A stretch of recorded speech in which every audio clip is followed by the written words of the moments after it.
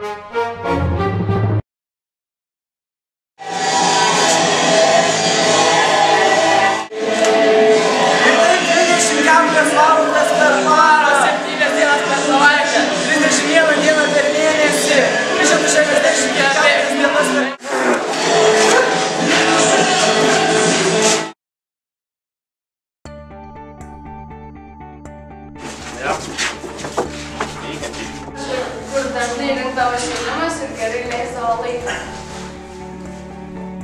Vienam vaikinui kilo mintis, kad reikia surengti mitingą. Ir galit prisijungti, jeigu norit būti Ražalių kaimo gyventojai. Sąjungais.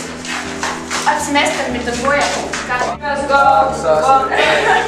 Paksas!